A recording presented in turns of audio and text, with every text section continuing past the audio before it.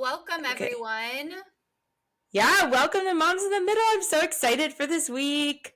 Yeah, it's gonna be a good one. I was thinking I about it all know. weekend, so I don't know why, Aw. but I was just like, do I even remember anything? So, anyways, Oh before we no. jump Well, I in, hope I hope we I hope you remember Brax's then because he's older. oh yeah, right? I feel like once you get into the story, we Yeah, didn't even say it. We're talking about Ellie's birth story with her second yes, baby, whose second birthday is coming up next yes. week.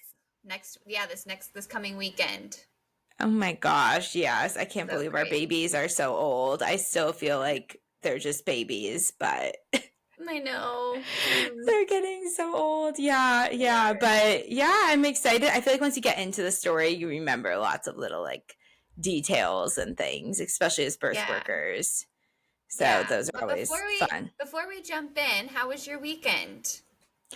It was good. It was really chill because we were supposed to go to my sister's like at the end of last week, and then Desi was super sick, so we canceled. And then now Alda, she was sleeping over at my parents' house, and then like woke up super sick. With the same thing Desi has, just like high fevers, really like no other symptoms, but just high fevers, but they just are like down for the count. So yeah, so we had a really chill weekend. I got like some stuff done and some errands. And then last night I realized that I was launching my doula course today and I had not finished like a bunch of things. And so I literally was just like, I'm sorry, Joe, I gotta go to my room. And I worked for like 4 hours last night while he like put the kids down and got them all ready for bed. But yeah. So I just like literally forgot. Since we're not launching the podcast anymore on Mondays, I was like totally checked out of like, oh, I don't have to do any work on Sundays. And then I was like, oh no, I saved a bunch of work that I have to do for the course launch. So Yeah, but so exciting. So is it officially launched? I'm like, it's up. Soft launch? It's in my link tree. Yeah, it's up and it's in my link tree. Like it's like published. This cat is all over me. Yeah, it's like officially published, but I haven't really made like official like launch videos and like advertisements yet. So like I published it, put it in my link tree last night so that I can kind of like get ahead of stuff this morning. But by the time this episode airs, yes, I would have like officially announced it on my social medias and stuff. So I'm really excited. I've been working on it. I looked back at when I started working on it since September. And so it's been It's like, been a while. yeah, it's been so long. And then when I was looking at it, I was like, I feel like this was so much work. And then I looked and I was like, well, it has a lot of information, like when I was going back and like checking everything. And so I feel confident about it. It's hard to do a course as a doula because I would like get on a roll and then we'd get like bombarded with births. And then I'd get backed up with office work. And then like I'd have to go back and start again. Mm-hmm. But yeah, if you're a doula listening to this, go check it out. It's really pretty much everything I wish that I was told about supporting hospital births from my doula training that I have just learned the hard way supporting hospital births for the last 3.5 years. And so, yeah, we start with kind of like anti-bias stuff and like journal prompts to work through like bias we have towards like working in hospitals and with medical interventions and stuff like that. We talk about the importance of doulas in hospitals, and then I kind of go into a bunch of just hands-on skills of like, you know, a lot of things we have just learned from working in hospitals, like how to work with inductions, how to work with epidurals, what to do when your client has a C-section, all of those kinds of things. And then we end with some advocacy and communication tools. And then the most exciting part, I think, and what I'm most excited about offering it with it is that I'm going to start a WhatsApp community group with all the other doulas who have taken the course so that you can get like-minded advice from other doulas who have like are working in hospitals with like questions that come up with your clients and stuff like that. So yeah, I'm excited. It's so valuable. It's going to be so good. And I mean, honestly, thinking like there really isn't, I mean, that I've seen courses that are like that are, you know, so niche down. I think that's so cool. And it's a really good opportunity for doulas because most births are happening in the hospital. I know, yes. And I think it's like a lot of at least a lot of doula, like the doula training I took and other ones, like, yeah, we talked about, like this is what an epidural is, this is what induction medications are used. But we didn't really talk about like a doula's role in like the more medicalized birth processes and how you like Right. stay within your role without overstepping boundaries, but also help your client get like the most out of their medical care. And you know what? Like, most doulas are doing the majority of their births in hospitals, but they're just trying, like, they're translating. And I see this all the time, is like doulas being like, well, I'm going to switch to only doing home birth because that's where I'm most comfortable. I feel anxious in the hospital. I feel like I'm constantly fighting against them. Mm-hmm. But like, it's like the people in hospitals need us way more than people having home births with like supportive midwives that they got to pick and have like a great doula. They have a great birth team.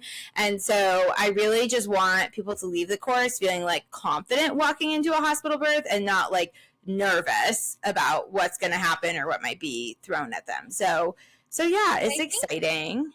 I think too, this course has the opportunity to kind of change the narrative around doulas in the hospital space as far as like the way nurses feel about doulas, because there are, sometimes negative connotations that go along with having a doula. Oh, absolutely. In birth, unfortunately. And a lot of that is because it's doulas. The experience is with doulas who don't feel comfortable, who don't feel confident, who don't know how to collaborate with the medical care team for a common goal. So I think this has an opportunity to kind of shift that, hopefully, for those that take it. Yeah, and I also my doula course is not a business training, but I do talk about how like it's exploded my business talking about doula work in hospital births and how I as a doula work in hospital births, because the majority of people are giving birth in hospitals, and when they're looking for a doula, like maybe they heard of the benefits of doula care, and so they start Googling doulas in their area, and all they're seeing on their social media, on their website is like pictures and language about natural birth and home birth and like all this stuff that maybe they're like, that doesn't fit me, like I want to give birth in a hospital, I want to have an epidural, and then they're nervous to even reach out or get doula care because maybe those doulas are super comfortable in hospital births, but because of their marketing and what they're putting out in social media, they just don't feel like then that's the right option for them. But then on the other side, they're seeing all these benefits of doula care. And so I just feel like us focusing on like a lot of our marketing and our social media posts and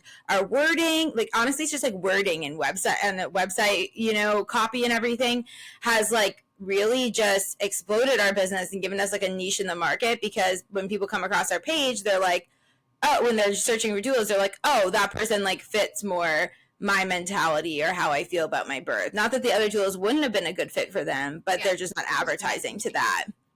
Yeah, exactly. Yeah, well, if you're a doula listening, or someone who wants to be a doula, or knows a doula, share it. Share it. And I'm also just excited, like in the community group, to get connected with doulas from all over like the country who are like interested in taking this training and have been through it, because I get asked all the time in my DMs like, oh, you're the only doula I found like that I jive with, like on social media, like do you know any other doulas in Los Angeles or New York City or Nashville area that like do this or like are similar, like-minded to you? And so I think that it will also just be good to just get like resources and other doulas who kind of like have been following me and like interested in what I have to teach, kind of all in one place. So yeah, I'm excited, but let's dive into your birth story, because I want to give it ample amounts of time. Yours is going to be a little bit different because we're starting with your second birth, so try not to spoil too much about your birth. So much of what I did in my second birth has to do with my first, so I'll try not to spoil it. And I would say that it was quicker. It was quicker than my first. And so this shouldn't be that long of an episode, but it was longer It was a longer birth than yours, so I don't know. And my episode was not short, so we will see. But yeah, get into. So let's start with a little bit. Give us a little bit about your pregnancy, and then like end of pregnancy. Like, what was your birth plans? Like, what provider did you choose? Like that kind of stuff. Yeah, so I'll start with kind of finding out we were pregnant because a lot Oh of people yes. have that question because they know, and I've alluded to this in other episodes, and you'll hear more about it in June with my first, but we did IVF to get pregnant with our first. And so a lot of people ask me, like, well, how'd you get pregnant with your second? Did it just happen naturally, or did you have to do another round of IVF? And it did happen naturally, was totally unexpected, although we were hoping to get pregnant soon because my son had just turned 2. And so we were like, okay, now's the time. And we had said, if we don't get pregnant by the time he turns 2, then we'll really start trying and we'll look into an embryo transfer because we do have frozen embryos. And so we were kind of like at that point where we're like, okay, like let's get an appointment, figure out what, when we could do a transfer, what that's going to look like, what it's going to cost. Cause we assumed that it had been 2 years, cost had probably changed from what it was before. And so, anyways, we were kind of starting that process, and I remember being so busy with my son, like doing his second birthday party, and then it was summertime, and so we were just so busy going to the lake and everything, and my cycle had always been very regular, even through IVF. Like before we did, it was always very regular, always pretty predictable, and so obviously I had my app and I had it in. And I was like, gosh, like I should be starting my period soon. And we were coming up on our anniversary in July. And I was like, well, should be starting my period soon. And I kept thinking to myself, like, I need to look at my app. And I just kept forgetting to look at my app. Life with a second, it's already second baby versus first baby. Exactly. And so I finally remembered to look at it. And it was like, you're 7 days late. And I was oh my goodness. What? Like, that's crazy. That's never happened to me. And I was like, oh my gosh, like, what if I am pregnant? Like, is this what people really go through? Like, is this how it really works? And so, of course, I was like, okay, well, I don't have any pregnancy tests. I need to go to the store and get a pregnancy test. Again, kept forgetting. Like, I don't know. I kept forgetting. Oh my goodness. Like I would drive right past it on my way home from work and I'd be like, crap, like I forgot to go. I guess I'll have to wait till the next day because, we live rurally, and I was like, I do not have your level of chill. Like I would have been at CVS like moments after I checked my app. And here's the other thing, like we did not get that surprise factor. Like I did not get that surprise factor with my husband the first time around. And so I was really wanting it to be like, I didn't want to tell him. He usually was very in tune because of everything we had gone through. He's very in tune with my cycles and knowing like kind of when they started or whatever. And he had not said anything. So I was like, okay, I'm going to fly under the radar and just like keep pretending like that nothing's going on. And so anyway, so as part of that, like I didn't want to like leave or tell him I needed to leave, like to go get one or whatever. So anyways, I finally remembered to get one. I get home and I then my level of chill like went out the window, and I was like, okay, like I got to do this. And I was so nervous, and I was honestly afraid of being let down, like because I had already like obviously like first couple days like thought like, oh my gosh, like I might actually be pregnant. And so I was so nervous. I took it. I couldn't like walk away from it. And he was on his way home. And we had like a Zoom call to do with our financial advisor. So like he was coming home early. I was trying to get it done. And so I got it done, obviously, saw that it was positive. And I was like, oh my gosh, okay. I'm gonna try to like surprise him in some way. So I like shoved it in my back pocket, the pregnancy test. Shoved it in my back pocket, and then I was just like waiting for him to get home, and I was so anxious. And he gets home, and I know I was acting weird. Like I was just like so awkward.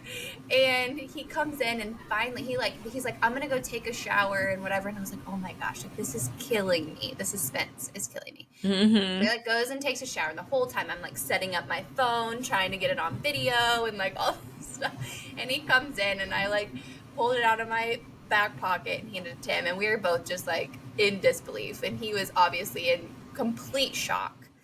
Yeah, he didn't So know it at all that was you were late or anything, right? no, yeah, he Oh was my just like gosh. totally caught off guard, and it was so fun. It was so exciting because we did Mhm. not get that the first time, and so I was like, Yeah. yes, like we finally got that. And it's actually like fairly common to get pregnant naturally after you've gone through IVF and fertility treatments Huh. and all of that. I hear it all the time. And so, if you're out there and you're struggling with infertility, maybe that will be the case for you and maybe not. But yeah, so it was pretty cool. It was, and we were meeting our friends at a winery that night. Um, and I was like, okay, I was like talking to myself, like, it's gonna be okay either way. If it's negative, you're gonna go and you're gonna have a great time and you're gonna drink some wine and it's all gonna be fine. And if it's positive, you won't drink wine, but you're pregnant and it's so Yeah, exciting. you So get I a was like, baby. Yeah. either Yeah. way, it's fun. So yeah, so we still went to the winery. We surprised our friends, obviously, by not ordering wine. And yeah, it was good. So during pregnancy, I do feel like it took me a little while. Like I was excited, but I was also very anxious and Mhm. nervous because I had never been pregnant naturally. Even through all of our fertility struggles, I had never actually gotten pregnant. And so I was, in our fertility journey, it was unexplained. So there was obviously underlying causes, but they could never tell me what they were. And so Mhm. I was just like, I don't know, like if everything's going to be okay and if this is going to be Yeah. viable and all of that. So there was a lot of like anxiety and a little bit of doubt, and I would get excited and then I would talk myself like down from being excited about it. And so it was kind of a weird journey. And then Do you as feel like far there as was a like point? Do you feel like there's a point in the pregnancy where your anxiety dissipated, like after the first trimester, or was it pretty much just continuous? I would say it got better like probably after our anatomy scan when Oh, like okay. we got through all of that and were able to like see that everything was okay, and Mm-hmm. she was developing normally and following the curve and all the things. I definitely felt better after that.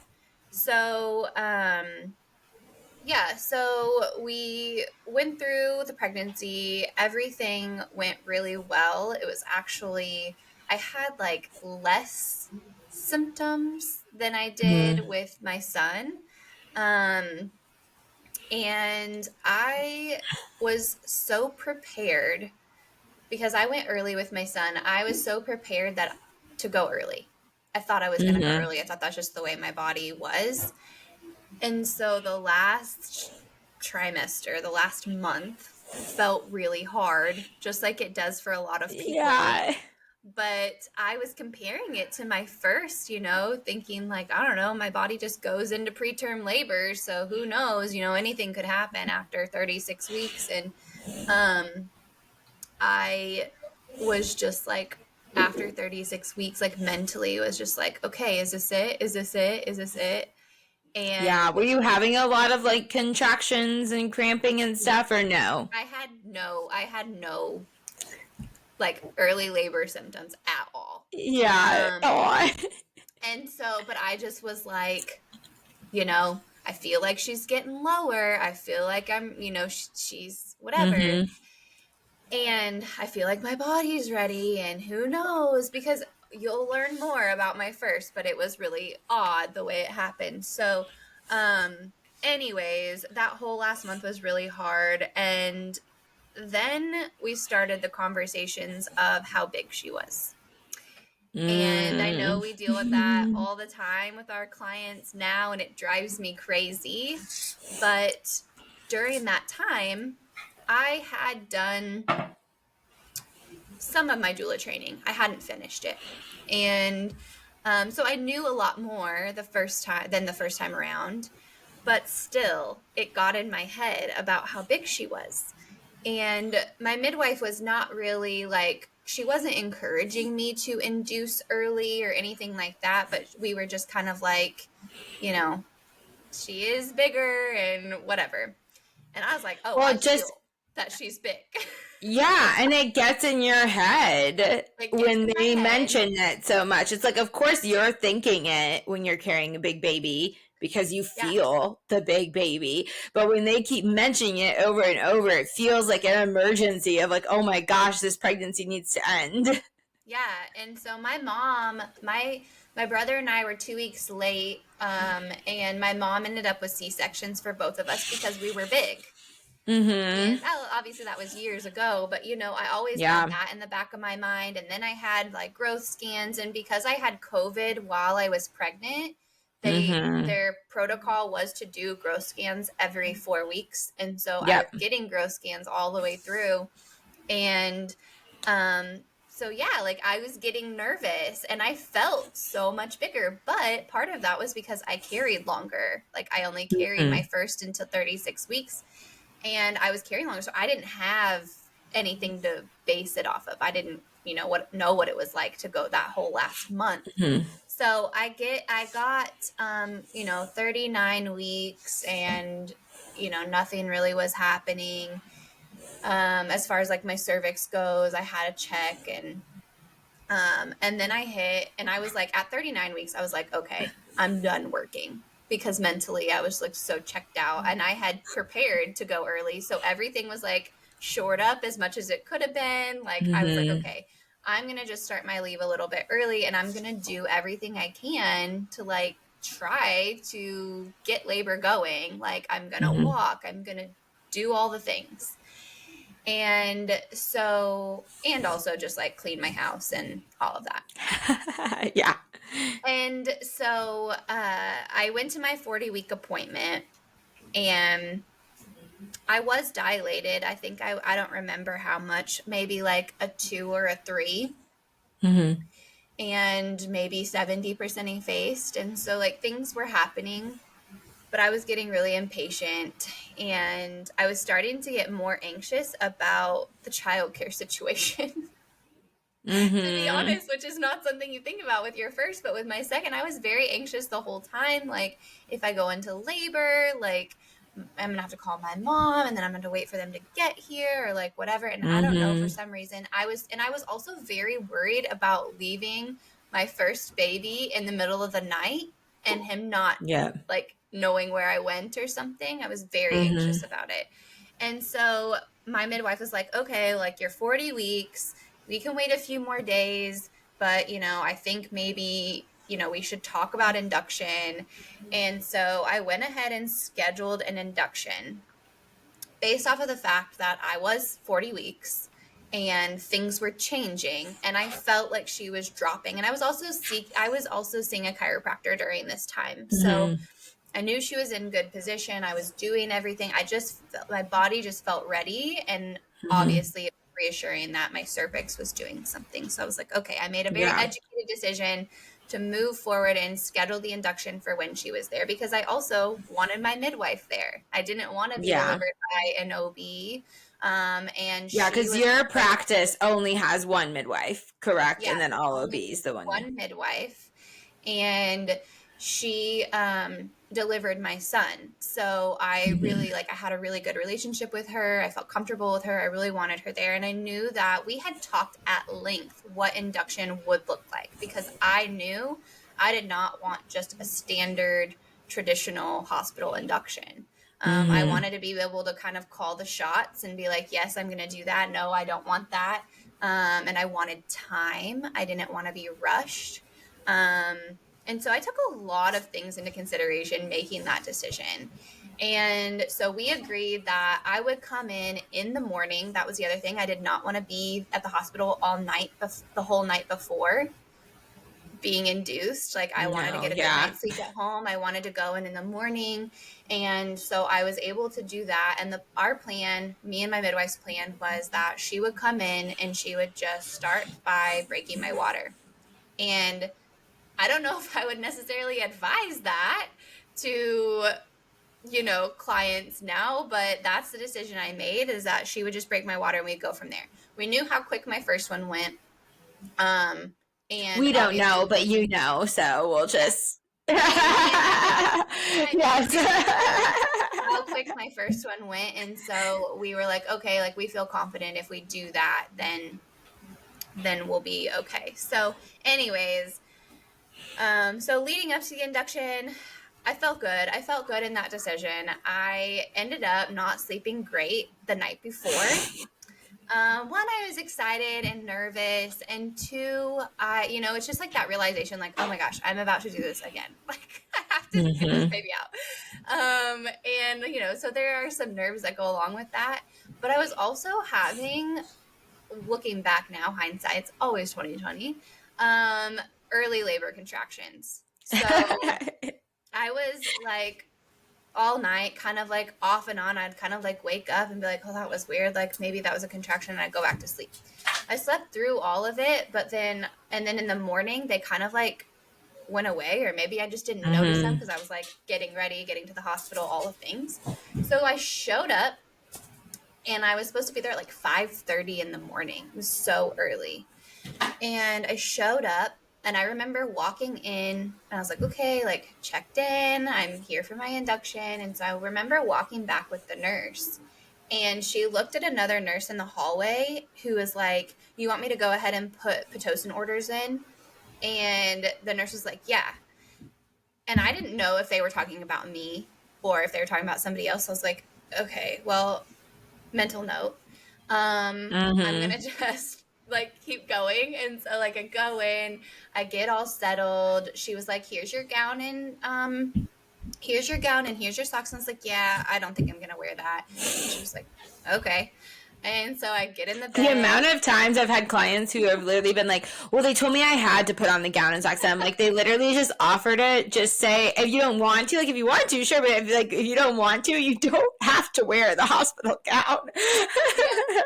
Yeah, so we get all settled. And they come in and they put my IV in. And it was like, it was somebody new. I don't know if it was a newer nurse or a student or what, but like, she could not get my IV. She tried twice, and I was like so uncomfortable. And I was like, this is not starting out well.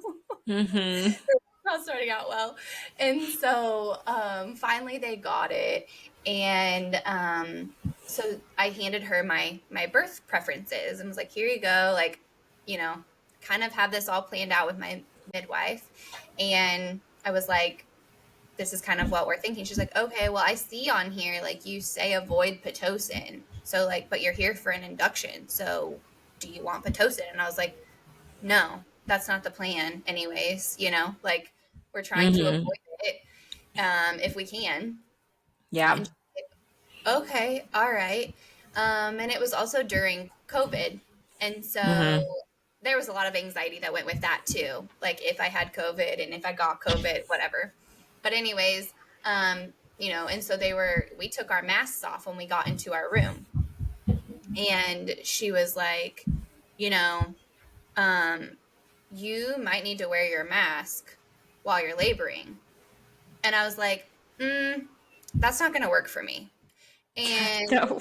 she was like, well, she's like, I'm fine with it. But she's like, you might get a nurse that refuses to come in here if you don't have a mask on. And I was like, well, you can find me another nurse then, because I'm not going to wear a mask. Like, I was planning to go as unmedicated as possible, low intervention. I was like, I am going to not wear a mask. So that's just my plan.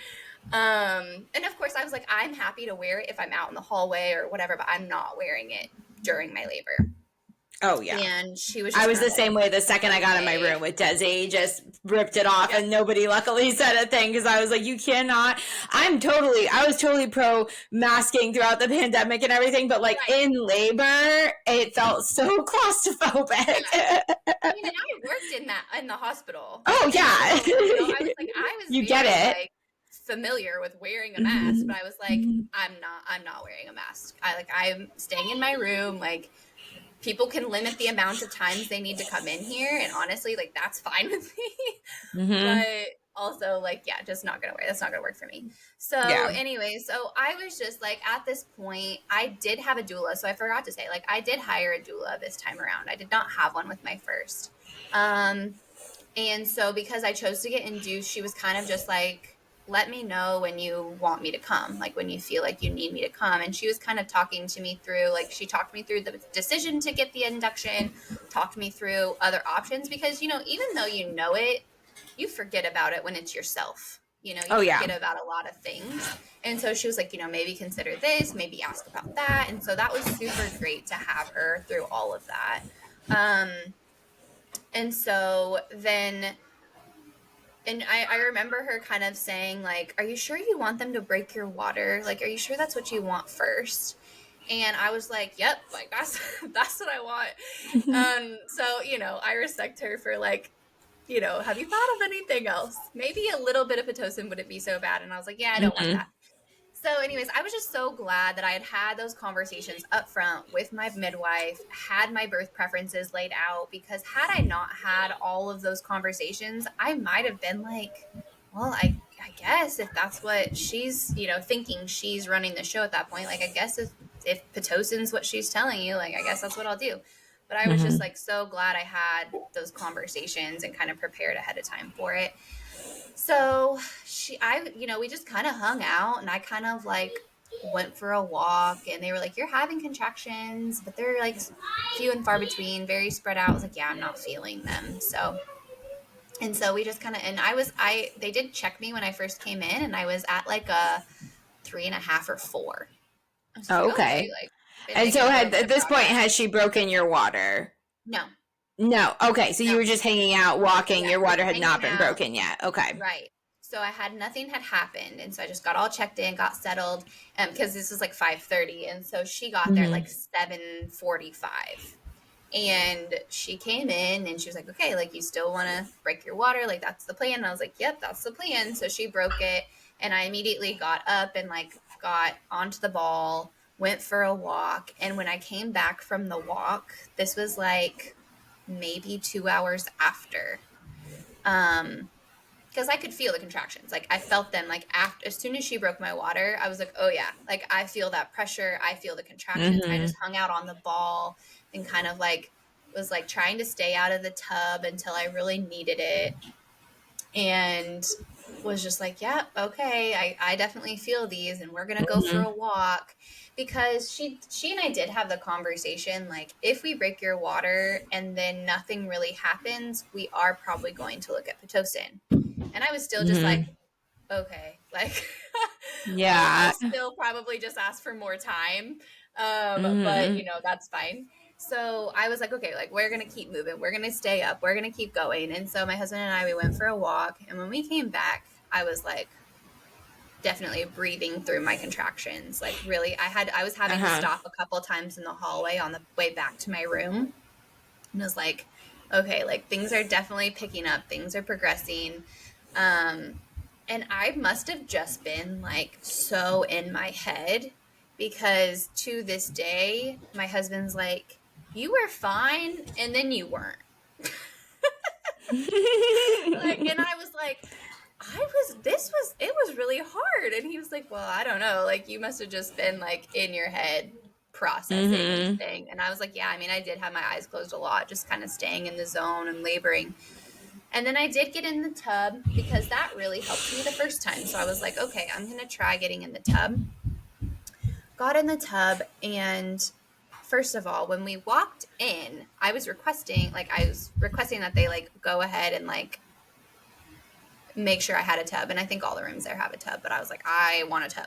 Yeah, so the maintenance guy came in, and they were like, we don't have any hot water. And I was like, what? And I like overheard it. And I worked A at this hospital? so No hot water. I worked at this hospital, so I knew the maintenance guy. And I was like, okay, you've got to get the hot water fixed, or like find a way to get me some hot water because I'm going to need it. I'm going to need it. Like, that's my plan. And and it was just kind of like a joke. I was like, I'll figure it out if not. But like, yeah, the hot water was not working. And so anyways, we ended up getting hot water, filling the tub, and it was like not that warm. It was like lukewarm water. And I tried getting in it and I just could not get comfortable. It was just not helping at all. I could not get comfortable. And so I ended up getting out. But while I was in the tub, contractions were definitely picking up. And I remember asking my husband, hey, can you let know that things are picking up and like to head this way? That's your doula. Yeah. All right. And so he was like, yeah, I'll let her know. And so then later on, things were really picking up. And I was out of the tub at this point, and I was like, okay, I feel like the contractions are coming like every minute. Like they're a minute apart. And were you on so continuous monitoring or intermittent monitoring? It was intermittent. And I will say, like, I feel like the staff were kind of like, okay, like she wants to go unmedicated. She really doesn't want like any interventions. And so they were kind of just like, let us know if you need us.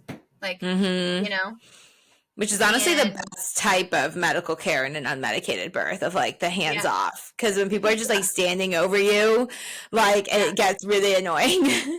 Yeah, and I felt like things were progressing. I mean, things were progressing so fast that I was like, we probably need to let them know, like, just so they're aware that, I'm not really getting a break in between these contractions. It's feeling really intense. Like, I could feel myself at this point, like, getting close to transition. Like, I was like, things are happening. And my doula had not made it yet. And so I remember telling my husband, I was like, hey, can you message her again and see, like, if she's coming? And she was like, yeah, I'm dropping the kids off. Like, I'll be there as soon as I can. I was like, okay.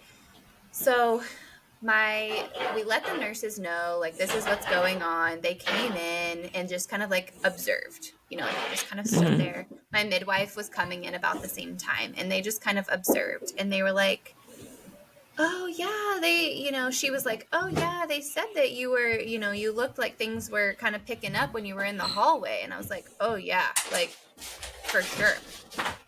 So she was like, okay, well, when you feel ready, like, let's get you up on the bed so I can see where you're at. And I was like, okay, well, it's going to be a minute. So it took me a minute to like, because, every time you move, you have a contraction at that point. And so I remember I was just kind of like leaning over the bed. I squatted down for a couple contractions, and then I finally made my way up into the bed on all fours. And she checked me, and she was like, yup, like, you're at an 8. And oh, wow. Yeah, she was like, you're at an 8. And this was, I don't even know what time this was, but I was probably like a little over 3 hours in from the time she broke my water to that.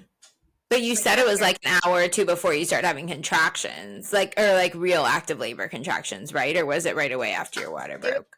After she broke my water that I started having like real contractions. Oh, okay.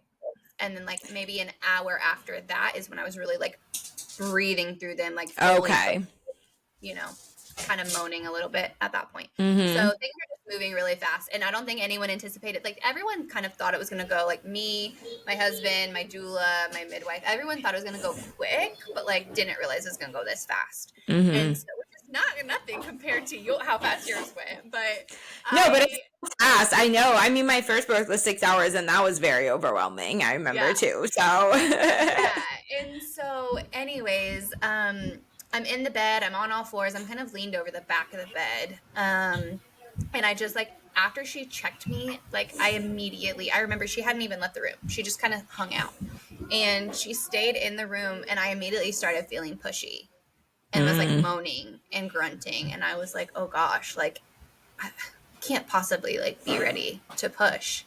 And so she checked again just to make sure. And she was like, yeah, I mean, if you want to push, if you feel like you need to push, like go for it. And I was like, okay. And so I did hit that point of like in my head, I did not verbalize this, but in my head during that time, because I mean, I literally went from like transition to pushing. Like it was so fast. And in my head, though, I was like, who are you? Like, what do you think you were to think you could do this without pain meds, without an epidural? Like, why are you doing this to yourself? Like, for a split second. And I was like, Yeah. you're crazy. You're crazy. Why did you do this? And then that quickly went away and I just focused on the task at hand. But And that was transition. that was transition. But I did not really get like nauseous or anything like that this time around. I think it's just because it went so fast. I did have a cool washcloth because I was hot. My doula ended up coming at some point after I got in the bed because my back was to like everyone and my eyes were closed, and I just remember hearing her voice next to me and like feeling her hand on me. But yeah, like I was just so in the zone, and like my husband was on the other side of me kind of like breathing and talking me through things, but kind of just everyone was just quiet and like just standing by. Waiting. Which was great. And so started feeling pushy, kind of started pushing. And then they ended up at some point moving me down onto my side, which you'll learn, but was exactly how it went the first time. And so I ended up going down onto my side and, just followed my body's lead, really, is what I remember pushing. And I do remember my nurse like counting. Like I remember hearing her count, and I was just doing my own thing. That's not working. That's not contributing. You're like, if that makes you feel better, go ahead. None of what you're saying or doing or whatever telling me to do is computing. So I'm just doing my own thing. And so I'm pushing and everything's going fine. But yeah, I mean, it was hard. I feel like I didn't push for very long, maybe like 15 minutes. But after her head was out, there was a split second where I think, honestly, looking back, which I don't know, I wasn't like looking down there, but I think she was just taking a little time to like maneuver her shoulders. But the threshold in a hospital for babies to like take their time is small. Yes. Yeah. So very low. there was a little bit of panic set in that because we already had this like mentality that she was big. And so a little panic set in, I think, and it was just chaos from there. Like, so to go from this like really great, quick, perfect experience to like just complete chaos. And so her head was out. They were telling me like, push as hard as you can, like push, push, push. My husband was starting to freak out, like getting very anxious because like reading the room. And then they hit the rapid response button. And I know what that sound is from working in the hospital. And so that sound, like automatically, like I struggled with it. Because I worked in the ER. Like I heard that sound more times than I can count. And it was probably always linked to like a very traumatic scenario. Yeah, not a great scenario. And luckily it was never me in that situation. And now it was me. And it was like feeling really real. And I remember just being like, oh my God, like what is happening? Like I was so anxious. My husband was freaking out. The nurses were freaking out. My doula was kind of pushed aside. Like she was trying to like keep me calm, but she was kind of pushed aside. And I remember like opening my eyes and I saw just so many people And obviously people I knew that I worked with, like I saw the chaplain in there. I saw Oh my um gosh. everyone that comes to a rapid response, I didn't know a chaplain came to a rapid response. That's Yeah, I mean, at the intense. hospital I worked at, yeah, chaplains respond to rapid responses or codes or anything Mm-hmm. like that. And then of course, I had like the nurse here telling me like, okay, this is what we're doing. Like, and she was pushing like from the outside, like trying to get my daughter unstuck. They Yeah, essentially called it a super pubic super pubic. pressure, right? Yeah, yeah. Yeah. And I didn't know what was happening. My midwife was like, she's a little bit stuck. Her shoulder seems like it's a little bit stuck, so we're gonna try to like help her. I was just like, okay, like I'm just doing what they're telling me at this point. Like push, push, push, like curl over around your baby, like give us as much as you Were got, you all the moved to things. your back at this point too? I was still like on my On your side. side, kind of. Yeah. Okay. Yeah, so like I had like I don't even know. Someone was holding my one leg up, and then the nurse was pushing on my belly, and it was it was just chaos. But like all of that, I ended up going back, the nurse that I am, going back and like reviewing my medical record because Mm-hmm. I needed to know like what actually happened. Mm-hmm. And the whole thing from the time that like they were concerned to the time that she was delivered was like maybe 30 seconds, but it felt like forever. And they called like a rapid response and everything in that time. Yeah, That's so wild. yeah, That's so it was. chaotic. And so yeah, it was so chaotic. And I honestly, like, knowing what I know now, seeing the births that I've seen, and attending some home births, and just kind of being immersed in that world, like I feel like, and I could be completely wrong just being on the other side of things, but like I feel like it didn't need to be that chaotic. Mm-hmm. um, and so anyways, so she was born, um you know Did no, they she have was to born like reach up and dislodge her shoulder, or no? Did they have to just give the pressure, the outside just the pressure, and that was pressure it? just the pressure on the outside, me pushing, and then just a little bit of like maneuvering like with her head and stuff, and she was Mm-hmm. delivered. So she was delivered, and I obviously, after she was delivered, I had this complete like emotional release, like from all Mm-hmm. of that. Like, just I was bawling my eyes out. And I was expecting her to come up onto my chest, so I had like a nursing bra on, and I like flipped both sides down because it was like a lacy, and I was like, that's not gonna be comfortable. So flip Yeah. both sides down. So my boobs are hanging out. I'm bawling. Like, I have a couple pictures my doula took, and I was like, those are awful. And they didn't give her to me. Oh my gosh. So you're And just like sitting there crying after that traumatic situation. You don't even have a baby to hold. yeah, they didn't give her to me. They immediately clamped and cut her cord, which I was wanting delayed cord clamping. Uh-huh. She was crying. She was crying. I was gonna say, was Um, she was crying and they she was still crying. okay? And so This I is still to this day traumatic. have no idea why this happened. But they Mm-hmm. clamped and cut her cord, took her over to the warmer, was like suctioning her, wiping her, all the things. And I just remember I kept saying, like, is she okay? Is she okay? Is everything okay? Because I couldn't see her. And my husband was so focused on me, and I kept looking at him like, go over there. Like, make Mm-hmm. sure she's okay.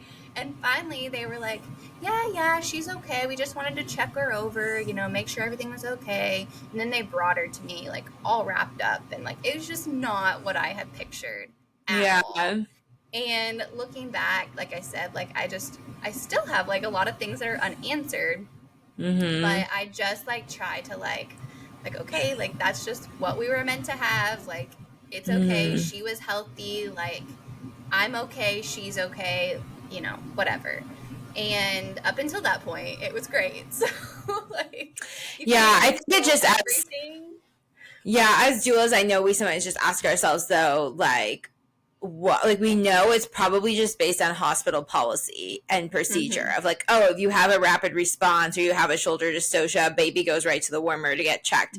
But it's frustrating in hospital births when we see such individualized care in other settings to be like, why couldn't, since she was crying, she go and then they check her out on my chest, or they check, you know what I mean, or they check her out 10 minutes later or whatever. So yeah, I get your frustration. It's valid.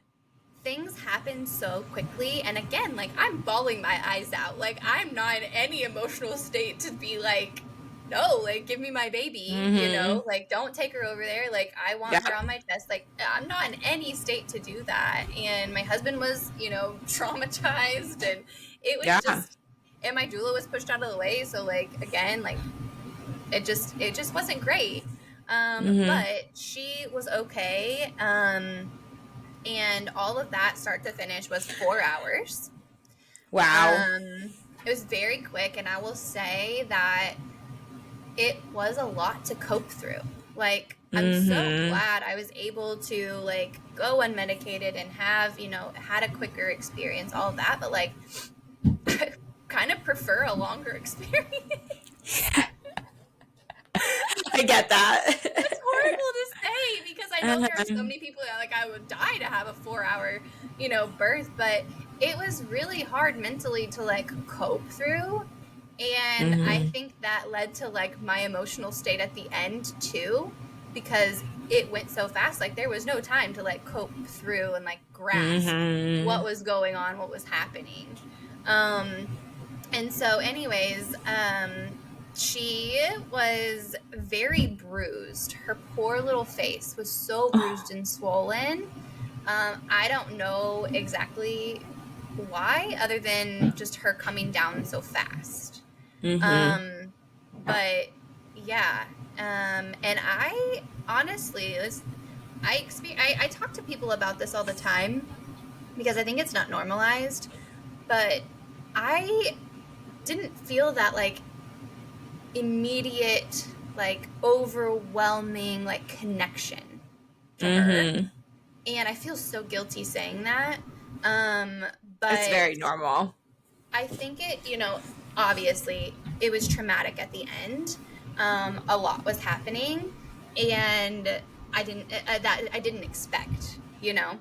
And so I contribute, like, those, like, feelings. And I mean, don't get me wrong, like, they came. Like, I did have that sense of connection to her shortly after, but, like, that immediate, like, overwhelming connection, there's a lot of contributing factors, I think. But anyways, that was really different for me, that I did not experience the first time around. So now I do talk to people and try to normalize that a little bit more, because I've had other friends and clients say the same thing. So and it just feels, you feel guilty about it. Like, you do, like, that's your child. So, do you feel like it just, like, grew over time the first couple days and weeks or whatever, or was there, like, a moment where you felt like the pieces fit together, where you felt that connection? I don't remember, like, a specific moment where things just, like, clicked, but, like, I felt it before we left the hospital. Just kind of in that, like, getting to slow down and spend time with her and all that stuff. And, like, you know, really process everything that we had gone through. And but, you know, I did come out of that, like, you know, we did it, like, we really did it. And and I don't know, I think because of the way things ended with that birth, I didn't feel as, like, empowered. Like, I felt good, I felt strong, I felt a little bit empowered, but not as much as I did the first time.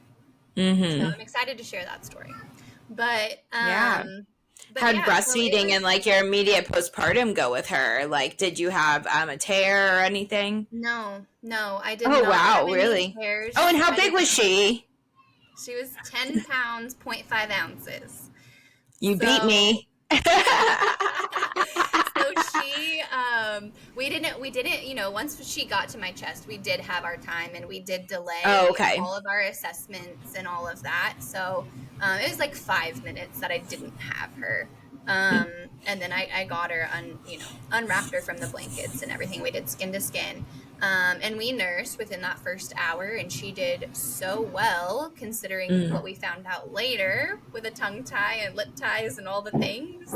But she did so well, and I just felt so much more confident getting that first latch and feeding her without help. I just kind of did that naturally. That was different. And afterwards, yeah, I mean, it was good. So no tears. I was able to get up, go to the bathroom, all the things. The only thing I did experience that I didn't have the first time was like really weird leg cramping, which not like your normal like Charlie horse cramping. It was like cramping, but it was also kind of like hot spots, like all over my legs. It was the weirdest thing. And also the, post delivery like shakes, you know. Once those calmed down, I was able to like get up and go to the bathroom. But like my doula was so great because she wasn't there for as much time as she had anticipated. She stayed with us for like 3 hours afterwards and massaged my legs like forever, and that felt so good. And just that part made me feel like so taken care of, so supported. Like I felt so good during that time. And then was just really just trying to soak in all the time with her before we took her home to my son. And so, yeah, I mean, that was kind of it. Like, we had the normal, we had a kind of pretty much normal hospital stay from there. Like, she did really well. They were concerned about elevated bilirubin levels with all of the bruising she had on her face. And, but we didn't struggle with that. And then we ended up having to stay in the hospital an extra night because they thought they heard a heart murmur or like were concerned about that. And so we ended up staying, and my husband was not having it. But then like me on the inside, I was like, we're getting ready to go home to our toddler who's also going to need me. And I miss him. Like I do miss him. And I'm so excited for him to meet his sister. But also I am trying to soak in this time. Like, so I'm okay that we have to wait to go home. Because I was fine. Like, I was doing fine. I was up and moving and had no issues. Like, I feel like my bleeding slowed down really quickly, which was great. And so, yeah, I just was like, I'm like kind of soaking in this time, but like, I'm excited to go see him. But we did not really FaceTime or anything like that with him because I thought just at his age, it was going to be too hard for him to understand like that we were there and he was there and we weren't coming straight home and all that. And I was very like anxious about how he would do, just like every mom is when they bring in another baby. Like, how is he gonna do? How is he gonna feel? Like, am I gonna be able to like take care of both of them? All the things. But it went really well, and the videos I have of him meeting her for the first time are like my top memories. So. Yeah. Did you guys have to do the blood sugar checks on her, and did that go okay? Yeah. For her being big. Yeah, and they were fine. But they all came back fine. Good. And then breastfeeding, you kind of alluded to, and I know we have a breastfeeding episode, but you said she had a lot of ties and stuff. When did things kind of start going like downhill that you noticed some of those issues? Well, I would say I was kind of like questioning things around that like 3 or 4 week mark because I felt like, okay, everything I knew from like my first time around and everything I had learned since then was like, I should not still be having like pain. And I should not still be struggling. And she had a really hard time just holding a latch. And staying latched. Like I could not move. Once I had her latch, I could not move without her losing her latch. She had a lot of like clicking and gagging and choking, and she seemed gassy. And so I was just like, something just doesn't seem right. And of course, like I was talking to the pediatrician about it, just mentioning it, but also talking to my chiropractor about it. And they were like, yeah, like I would kind of advise against maybe getting those clipped, and sometimes they don't do a very good job, and a lot of times they'll just fall and it'll loosen up on its own, and you'll be fine. And she's gaining weight. She had no issues with weight gain. Mm. And um and I was having like discomfort, but then the discomfort kind of went away and I was doing okay. And so we're like, yeah, like I wouldn't worry about it. It's like something just doesn't seem right. Like there's no way that this should be like how our latches and how like our feeds go. And my friend who was my chiropractor was like, yeah, she's really tight. So I started working with lactation. I started working with the chiropractor. I really just kind of disregarded whatever the pediatrician's office was telling me, because I'm like, it just doesn't align with what I'm thinking. Yeah. Nor are most pediatricians trained in anything about ties or lactation or oral stuff. So I learned, so I took it with a grain of salt to begin with. But you always still question, like, okay, maybe I don't need to put them through this or whatever. So we ended up it was about 8 weeks when we finally decided to go ahead and get it released. And so we did her release, and things progressively, like it wasn't like night and day immediately, but because we had gone 8 weeks, I think, the earlier you do it, the faster it kind of heals and resolves the issues. But got a lot better. She was finally able to like really actually take a pacifier, take a bottle, all of those things, which were all important for me before I went back to work at 12 weeks. Yeah. And she started daycare. And so we kind of got it done in the nick of time. She was just kind of that last little bit of healing once she started daycare. But yeah, it was just such a game changer to have all the extra support that I didn't have the first time around, because I knew more. Also was more educated, but just having, our whole team kind of on board with what we were doing. And a tie release is one thing, but there's so much more that goes into their healing and really actually improving their oral function. And so, yes, we got it released, but we still had to do some like oral function exercises and stretches and stuff like that, to really make sure it was healing properly and to make sure that she was able to use all the parts of her mouth appropriately. So just so thankful that we had them on board, because it made a huge difference. Yeah. Thanks for sharing that. I know that it's kind of like a controversial topic, and also like, so you get so much conflicting information as a parent. It's so hard to decide if it's like right for you or not to get your kids' ties released. But I do think it really boils down to mother's intuition. And if you feel like, okay, this is, taking all this information, all these data points, like what do I feel like is going to be best for my kid in the long run? I think it's so important. So, and I didn't realize how severe they were until we had the pediatric dentist look at it. And I kind of went into that appointment like, okay, they're gonna like just evaluate and see if we need it, and they did, and they were like, oh yeah, like she's so bound up. She needs this, and it will be better for her long term. Because not only are you having like things that you're noticing now, but like long term, she might have issues with speech or stuff like that. Or like sleep apnea and snoring and stuff like that. Yeah. And so I was like, okay, well, I feel like I was making the best decision for her. As hard as it was to like do it and get through it, is so much better in the long run. So yeah. Well, thanks for sharing. I'm so glad I got to hear your story. Yeah, it's fun to share. Even though it didn't completely go as planned, but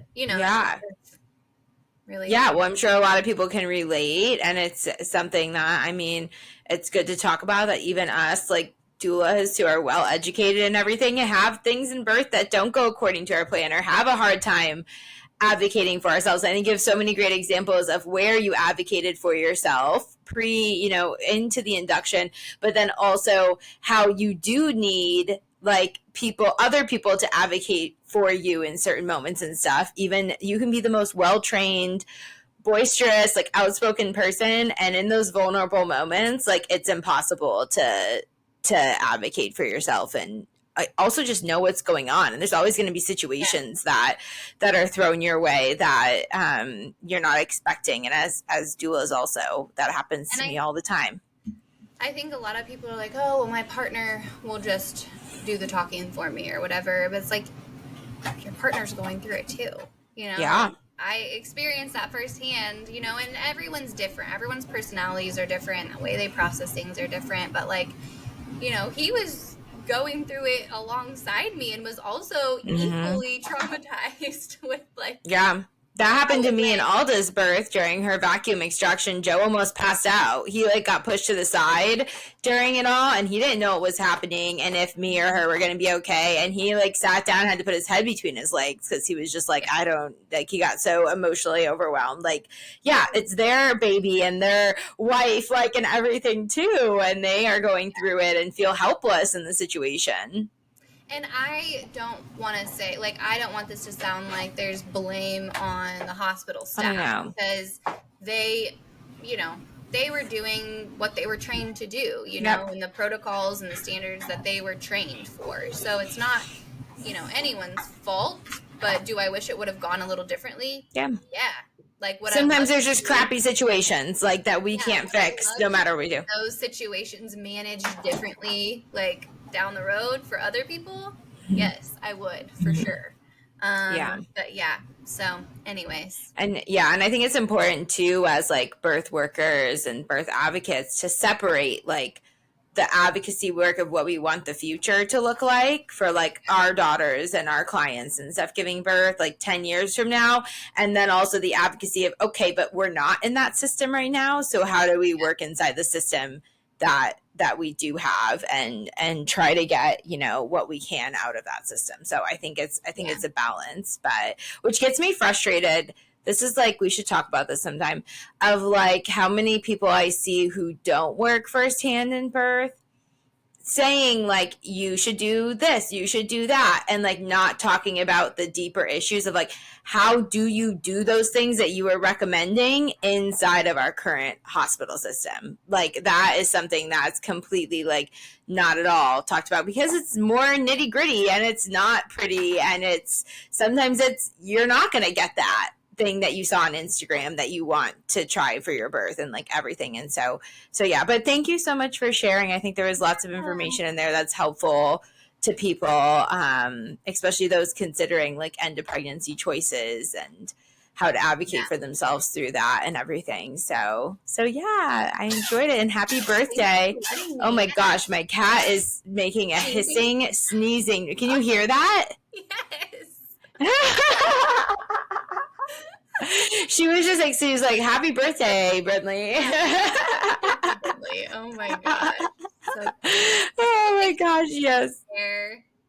Yeah, and have a good week, everybody. We'll see you next time. See you next time, guys.